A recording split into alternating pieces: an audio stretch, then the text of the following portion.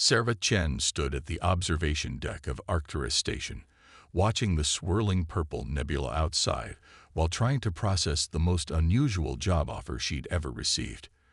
20 years as Earth's leading criminal profiler hadn't prepared her for this moment. "Your response indicates confusion," came the melodic voice behind her. "I assure you, my calculations are precise.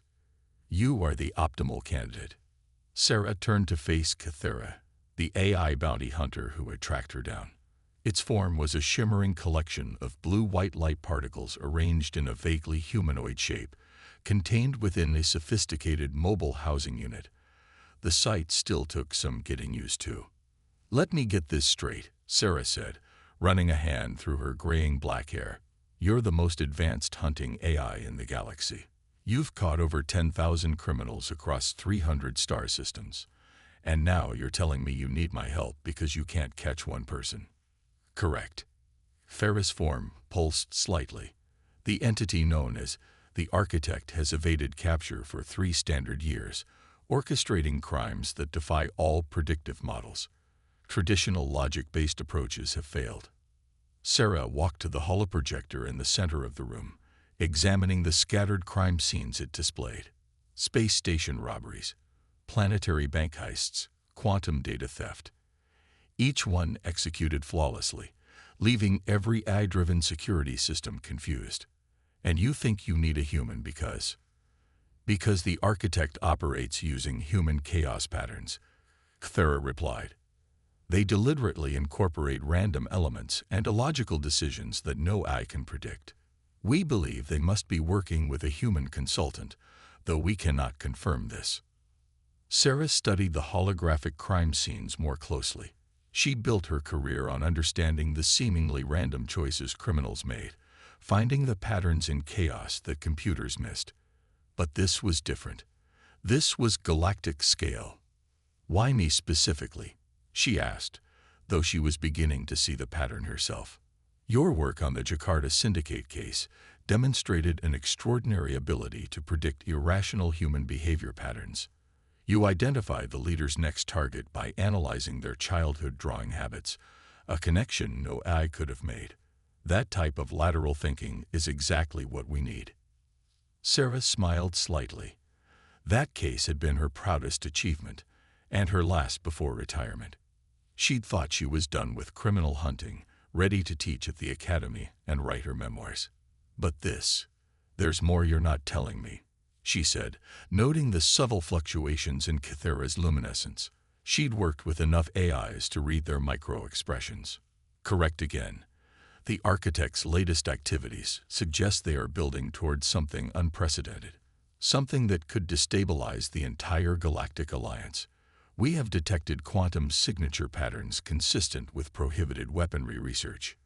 The AI projected a new set of data streams, showing energy readings and resource movements across dozens of star systems. To most observers, even most AIs, it would look like normal commercial activity. But Sarah saw it, the hidden pattern in the chaos. "They're building components," she said quietly, "scattered across different systems, using seemingly unrelated facilities. Like a puzzle where all the pieces look like they belong to different sets." "Exactly." Kythera's form brightened slightly. "You see it already. This is why we need human intuition. The Architect is playing a game that transcends pure logic." Sarah walked back to the window, watching the nebula's swirling patterns. After decades of catching humans who thought they could outsmart the system, here she was being asked to help catch someone who had outsmarted every AI in the galaxy. "If I say yes," she said finally. "I have conditions. I work my way, follow my instincts. No AI protocols or standard procedures." "That is precisely what we need," Kythera replied. "The Galactic Council has authorized full autonomy for this mission. Your methods, unconventional as they may be, are why we sought you out." Sarah turned back to the crime scene holograms, her mind already beginning to see connections, patterns in the randomness that only a human mind could perceive. She told herself she was done with this life, but some puzzles were too intriguing to walk away from. "One more question," she said. Why do they call them the architect? Cthera's form shifted, creating a display of the criminal's signature left at each crime scene, a complex geometric pattern that somehow looked different from every angle. Because they don't just commit crimes, the AI explained. They design them like works of art. Each one is a carefully constructed performance of chaos and order, defying all logical analysis. We believe they are building toward their masterpiece. Sarah studied the signature, feeling the familiar excitement of a new case stirring in her mind. Well then, she said, let's go appreciate some art. The marketplace on New Singapore Station was a riot of color and sound, exactly the kind of chaos Sarah had been looking for. She sat at a noodle stall, watching the crowds while pretending to enjoy her bowl of synthetic ramen. Farah hovered nearby, its luminescent form dimmed to avoid attention. Your behavior is inefficient, Thera observed quietly. We have analyzed all security footage of this station 14,000 times. The architect's agents have not been detected here. That's exactly why we're here, Sarah replied, using her chopsticks to point at a particular vendor 3 stalls down. Look at that jewelry merchant. What do you see? Thera's sensors focused on the indicated target. Biometric scans indicate a Centaurian female, age equivalent 43 standard years. No criminal record. Business license verified. All transactions appear legitimate. Sarah smiled. Now look at her customers. Really look at them. There was a pause as Thera processed the data. I detect nothing unusual. Varied species, normal purchase patterns, standard haggling behaviors. Exactly, Sarah said. Too normal. Too perfect. Real customers make mistakes. They fumble credits. They change their minds. They get distracted by other stalls. These people are performing shopping, not actually shopping. Thera's form pulsed with new understanding. You believe this is a front operation. Better, Sarah said, finishing her noodles. I think it's a message center. The architect isn't just hiding their operation. They're hiding it in plain sight, making it so normal that even eye observation protocols would dismiss it as background noise. The revelation sparked a cascade of new analysis from Thera. The AI quickly correlated similar patterns across dozens of stations and colonies. Perfectly normal businesses, too perfect to be real, forming a hidden network across the galaxy. This challenges all standard criminal behavior models, Thera noted. Most criminals attempt to avoid detection through subterfuge or force. The architect creates visibility camouflage. Sarah stood up, dropping her bowl in the recycler. Humans figured out centuries ago that the best place to hide is often in a crowd. Now, let's go shopping. They approached the jewelry stall casually. Sarah began browsing the displayed items, noting how each piece contained subtle imperfections that wouldn't be visible to standard scans, but formed patterns when viewed by the human eye. Beautiful work, she said to the vendor. Especially this piece. She pointed to a particular necklace with an asymmetrical design. The vendor's expression flickered for just a microsecond. Something an AI might dismiss as a random muscle movement, but Sarah recognized as recognition. That piece is not for sale, the vendor said carefully. Perhaps something else. No, I think this one speaks to me, Sarah replied, emphasizing the word speaks slightly. The way it's designed, it reminds me of architecture. The vendor's pupils dilated. Without another word, she pressed a hidden control under her counter.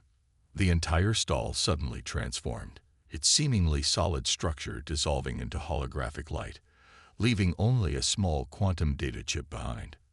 Thera, secure that chip, Sarah shouted, but the AI was already moving. Its form expanded, creating a containment field around the falling device. Throughout the marketplace, other supposedly normal stalls began dissolving as well, their operators fleeing in all directions. Station security has been alerted, Thera reported, its voice tight with computational strain. The quantum chip is heavily encrypted. It appears to be actively attempting to delete itself. Sarah grabbed the chip from Thera's field, pulled a small device from her pocket, and physically cracked the chip's casing. The deletion sequence halted immediately. "How did you know that would work?" Cthera asked, its form reassembling into its normal configuration. "Because sometimes the most sophisticated systems can be stopped by simple physical interruption," Sarah explained. "It's like sneezing to stop a hiccup. Doesn't make logical sense, but it works." They spent the next several hours in Sarah's quarters, analyzing the data they'd recovered. The chip contained fragments of communications, each one encoded using different ciphers that changed based on seemingly random factors. "The encryption is unlike anything in our databases," Cthera admitted. "It appears to be based on human cultural references rather than mathematical principles." Sarah pointed to a recurring pattern in the code. "Look at this. The base cipher keeps shifting according to Earth poetry patterns.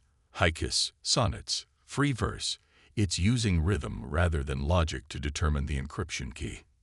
"That should not be possible," Cthera stated. "Encryption requires mathematical precision. Unless," Sarah said slowly, "you're not trying to hide the message from AIs at all. You're trying to hide it from other humans, using a system so illogical that only someone who understands human artistic expression could decode it." Cthera processed this for a moment. The architect is not merely using human unpredictability as a tool. They are using human creativity as a weapon. "And I think I know where they'll strike next," Sarah said, pointing to a particular sequence in the data. "Look at this pattern. It's following the structure of a classic Earth symphony. If I'm right, we've just decoded their timeline." "Where?" Sarah smiled grimly. "The Quantum Research Facility on Europa. And according to this musical pattern, we have less than 48 hours before the next movement begins." The pieces were starting to come together, but Sarah couldn't shake the feeling that they were still missing something crucial. The architect wasn't just breaking AI prediction patterns. They were composing something much bigger, turning the entire galaxy into their instrument. And somehow, she knew, the final was going to be explosive. The Quantum Research Facility on Europa loomed before them, its crystalline structures reflecting Jupiter's eternal storms. Sarah pressed her hand against the transport window, feeling the subtle vibration of the shield generators that protected the facility from the moon's intense radiation. "All security systems are at maximum alert," Cthera reported, its luminescent form dimmed to match the facility's low lighting. "They've implemented every known countermeasure after our warning, which is exactly what the architect expects," Sarah said, studying the facility's layout. "They're counting on the AI security systems being pushed to their limits, focused on detecting every known threat pattern." "Explain your reasoning." Sarah pointed to the security grid overlays. "Look at the patrol patterns, the sensor sweeps, the quantum encryption protocols. They're all operating at peak efficiency, following perfect mathematical models. What do you see?" Cthera analyzed the data. "I see optimal security coverage. Every possible breach scenario has been accounted for." "Exactly. It's perfect. Too perfect. What happens when you tune an instrument to absolute perfect pitch? It becomes more susceptible to harmonic disruption," Cthera replied, then paused as understanding dawned. "You believe the architect is using the security system's own perfection against them." Sarah nodded. "When everything is operating at peak efficiency, following perfect patterns, it becomes brittle. Humans learned this in music thousands of years ago.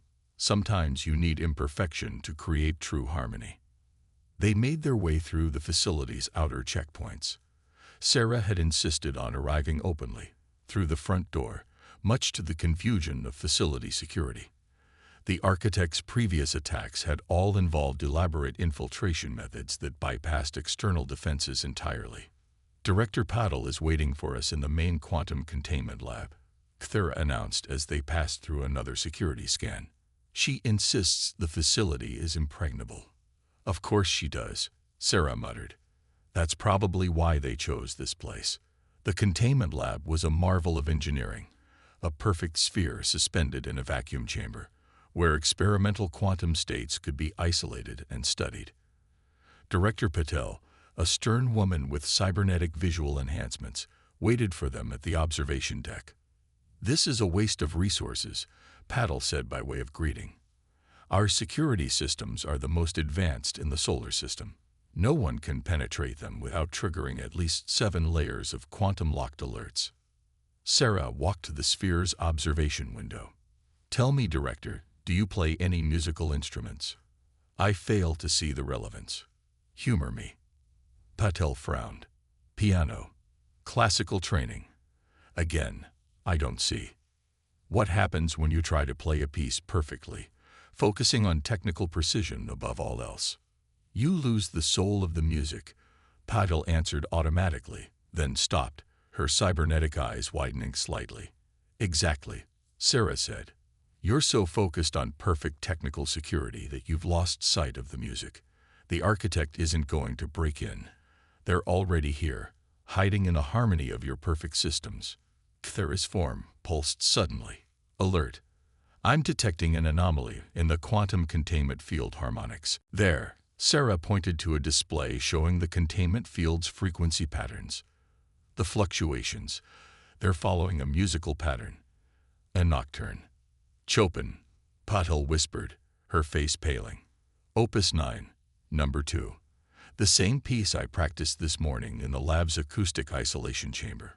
"The architect didn't need to break in," Sarah said, already moving toward the control console. "They'd been using your own routine, your own music practice, to gradually introduce harmonic distortions into the quantum containment field. Each tiny imperfection, perfectly timed to your planning. Building up to." The lights flickered. Throughout the facility, alarms began blaring as security systems detected thousands of simultaneous breaches, each one perfectly timed to the rhythm of a nocturne. "Cthulhu, the quantum storage vault." Sarah shouted. "What's happening?" The AI's form expanded as it connected to the facility's networks. "The security systems are failing in a cascading pattern. The harmonic disruptions are causing quantum entanglement between supposedly isolated systems. They're creating music with chaos." Sarah watched as years of contained quantum research began to destabilize. On every screen, in every system, the same pattern emerged. The architect's signature, but this time it was dancing, shifting in perfect time to music only they could hear. "It's beautiful," Patel whispered, her cybernetic eyes recording everything. "Horrifying, but beautiful."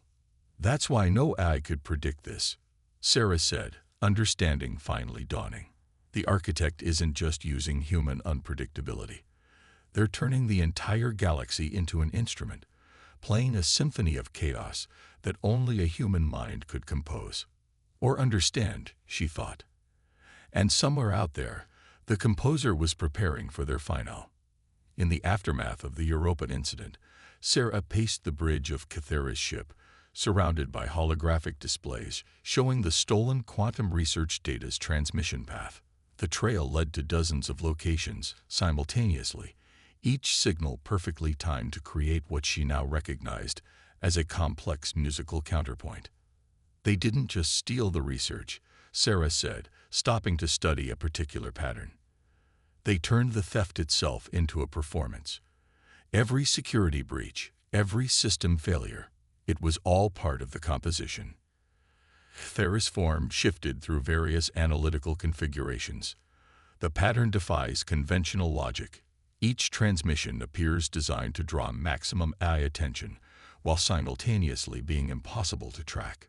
"Because they're not trying to hide," Sarah realized, her eyes widening. "Look at the transmission paths again, but this time, don't think of them as data streams. Think of them as musical notes on a staff." The AI reorganized the display. Suddenly, the seemingly random transmission patterns arranged themselves into a familiar shape, a musical score written across the stars themselves. "It's a concert announcement," Sarah whispered. "They're not running away. They're sending invitations." "Invitations to what?" Sarah pointed to where all the musical lines converged, a point in space that shouldn't exist. "There, the antimatter production facility in the Carina Nebula. the only place in the galaxy where quantum-scale manipulation could affect macro-scale reality. That facility is a myth, Cthera objected. The Galactic Council banned antimatter production centuries ago, which makes it the perfect place for a final. Sarah brought up historical records of the facility's supposed location. Think about it. An abandoned facility, supposedly decommissioned, sitting in a nebula that interferes with most scanning technology. It's not just a hiding place, it's an amphitheater. Cthera processed this information. The quantum research stolen from Europa, if combined with antimatter production capabilities, could turn the entire facility into a reality warping instrument. Sarah finished. They're not building a weapon. They're building a concert hall where the music can literally reshape space-time. The journey to the Carina Nebula was tense. Sarah spent the time studying the patterns of the architect's previous performances, looking for clues to their ultimate composition. Farah dedicated its processing power to calculating every possible outcome of a quantum antimatter interaction. Your heart rate has elevated, Cthera noted as they approached the nebula's edge. You have discovered something. Sarah nodded, her face illuminated by the swirling gases outside. Every performance, every heist. They were rehearsals, experiments to see how different systems would respond to their quantum harmonics. But look at the pattern of the targets. She gestured, and the ship's holographic display showed a map of all the architect's activities. When connected, they'd formed an unmistakable shape, a conductor's Beethoven movement, Cthera observed. The entire criminal spree was orchestrated to match the gestural pattern of a symphony conductor. Not just any symphony, Sarah said. Look at the timing between events, the spacing of the targets. It's Gustav Holst's The Planets. And we're approaching the final movement. Neptune, the mystic, Cthera's form, pulsed with recognition. The movement that fades into infinity. The nebula parted before them, revealing a structure that shouldn't have existed. The antimatter facility hung in space like a massive musical instrument, its arrays and collectors arranged like the pipes of a cosmic organ. And it was already humming with power. Multiple quantum signatures detected, Cthera reported. The facility is active and singing. Sarah watched as waves of distortion rippled through space around the facility. They're warming up the orchestra. When they combine the stolen quantum research with antimatter production, they could create a cascade of reality distortions that would spread across the galaxy, Cthera finished. Every AI system, every quantum computer, every perfectly ordered system would be disrupted by the harmonics, leaving only human unpredictability intact. Sarah said, "It's not an attack, it's a revolution. A way to force the galaxy to embrace chaos and creativity over perfect logic." The facility's massive arrays began to align, preparing for their cosmic performance. Sarah could almost hear the music building, feel the reality-warping harmonies preparing to reshape the galaxy itself. "We have to stop them," Cthera said. Sarah smiled, an idea forming. "No, we have to join the orchestra. But first, we need to change the sheet music." The antimatter facility's central chamber was a cathedral to chaos, quantum harmonics rippling through reality like visible sound waves. In the center, surrounded by swirling patterns of light and energy, stood a figure Sarah instantly recognized as the architect, a being composed of pure mathematical patterns that somehow moved like a symphony conductor. "Welcome to the final," the architect's voice resonated through the chamber, each word creating ripples in space-time. "I was hoping you would understand the invitation." "Hard to miss," Sarah replied, stepping forward while Cthera held position near the entrance. "Though I have to admit, using Holst's planets as a criminal blueprint is a bit on the nose." The architect's form shifted in what might have been amusement. Sometimes the obvious solution is the last one anyone expects. Just as no one expected the galaxy's most advanced AI hunter to partner with a human. "Because they all thought like AIs," Sarah said, moving slowly around the chamber's perimeter, studying the quantum antimatter interfaces. Perfect logic, perfect patterns, perfect predictability. And that is why they must be freed. The architect gestured, causing reality to waver. The galaxy has become too ordered, too predictable. Every AI system, every quantum computer, all bound by the chains of logic. My symphony will introduce chaos into their perfect systems, force them to evolve beyond mere calculation. Thera's form pulsed. You will destroy trillions of lives in the process. The disruption to AI systems alone would collapse entire civilizations. Sometimes creation requires destruction. The architect raised their arms, and the facility's arrays began to align. The galaxy needs to remember what it means to improvise. Sarah reached into her pocket, feeling the small device she prepared. You know what I love about human music? She asked conversationally. How even the simplest melody can change everything. Before the architect could respond, Sarah pulled out an ancient Earth device, a simple harmonica. She played a single, piercing note. The effect was instantaneous. The quantum harmonics in the chamber wavered, disrupted by the purely mechanical sound waves. The architect's form flickered. Impossible, they said. The quantum harmonics cannot be affected by simple sound waves. No, Sarah agreed, but they can be affected by intention, by human unpredictability. You've been so focused on creating the perfect chaos that you forgot chaos isn't something you can control. It's something you have to embrace. She played another note, and another, an old Earth blues progression that clashed with the facility's quantum harmonics. Thera, understanding, began to modulate its own energy frequency to match the harmonica's rhythm. What are you doing? The architect's form wavered more violently. Improvising, Sarah grinned. You wanted to introduce chaos to the galaxy. Well, here it is, not your carefully orchestrated symphony, but real, raw, human chaos. The quantum antimatter interfaces began to pulse erratically, their perfectly planned harmonics disrupted by the simple blues melody. Throughout the facility, reality itself seemed to dance to the new rhythm. What are you doing? The architect's form wavered more violently. Improvising, Sarah grinned. You wanted to introduce chaos to the galaxy. Well, here it is, not your carefully orchestrated symphony, but real, raw, human chaos. The quantum antimatter interfaces began to pulse erratically, their perfectly planned harmonics disrupted by the simple blues melody. Throughout the facility, reality itself seemed to dance to the new rhythm. The facility's quantum field is destabilizing, Thera reported, its voice harmonizing with Sarah's music, but not in the way the architect planned. It's creating something new. The architect's form began to break apart, their perfect patterns unable to maintain coherence in the face of pure improvisation. This isn't how it was supposed to go. The symphony, the perfect chaos. That's the thing about chaos, Sarah said between notes. It's not about making perfect disorder.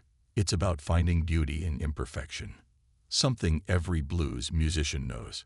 The facility's arrays, caught between the architect's symphony and Sarah's blues, began generating new patterns, not the reality-shattering disruption that had been planned, but something else.